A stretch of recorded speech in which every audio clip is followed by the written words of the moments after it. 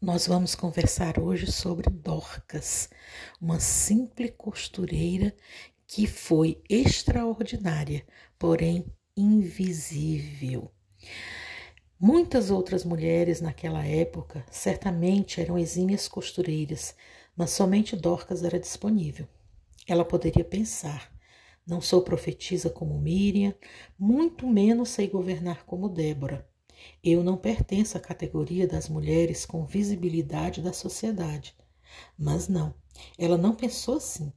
Ao pensar em Dorcas, consigo visualizar uma mulher dinâmica que enxergou no seu talento da costura uma via pela qual poderia ajudar outras mulheres ao seu redor. Conseguiu expandir o trabalho de suas mãos para alcançar o coração e a necessidade de seu próximo. Esta mulher não se imaginou sendo beneficiada sozinha em seu dom, mas compreendeu que dons e talentos de nada servem senão para abençoar pessoas ao seu redor. A cidade de Jope era localizada na costa litorânea, onde se encontrava um importante porto do mar Mediterrâneo, uma região marcada pelas tempestades marítimas e pelo grande número de naufrágios, o que evidencia a necessidade do cuidado das viúvas dos marinheiros e pescadores que perderam suas vidas trabalhando em alto mar. Estas viúvas não perderam apenas o marido, mas toda a sua fonte de renda, perdendo assim a esperança de sustento.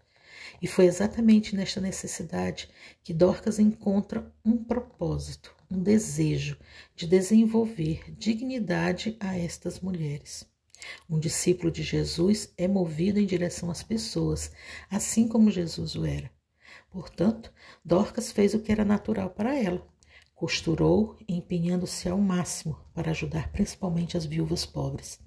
A igreja não está fundamentada na visibilidade de poucos, mas na disponibilidade de muitos. São essas mulheres e homens invisíveis que não ocupam as plataformas de nossas igrejas que verdadeiramente a fazem ser um instrumento de Deus na sociedade.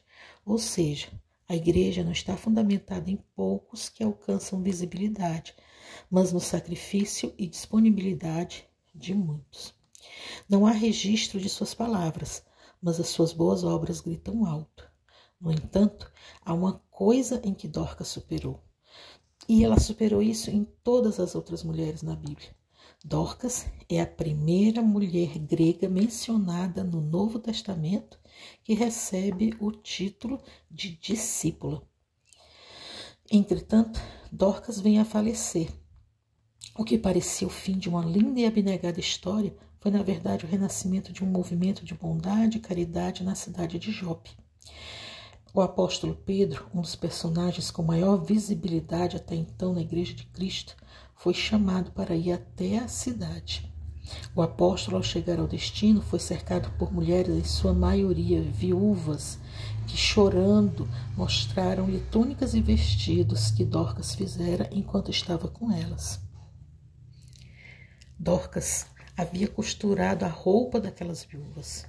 Ela pôde ser considerada uma mulher invisível, que não se destacou entre os grandes notáveis da sociedade, mas certamente suas obras eram extremamente visíveis ao ponto de transformar a realidade de muitas mulheres. Aquelas viúvas estavam literalmente vestidas com a compaixão de Dorcas. Se existe algo que deve sim ser visível, é a nossa fé e seu alcance na vida das pessoas.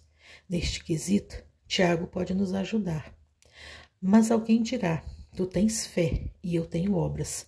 Mostra-me essa tua fé sem as obras, e eu, com as obras, te mostrarei a minha fé.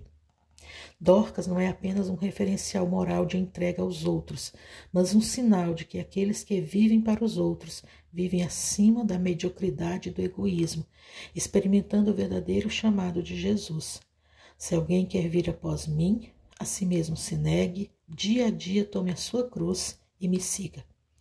O problema do coração do ser humano é o viver somente para si mesmo. O que é ser discípulo de Jesus, senão o exercício de amar e viver para os outros? Um exercício contínuo de negarmos a nós mesmos e viver para o outro. As pessoas não se importam enquanto você sabe, a menos que elas reconheçam o quanto você se importa.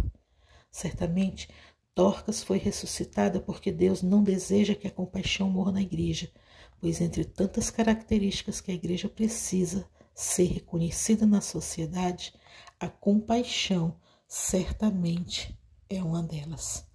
Senhor Deus de amor, eu quero hoje me reconhecer, Senhor Deus, por mim mesma, meu Pai.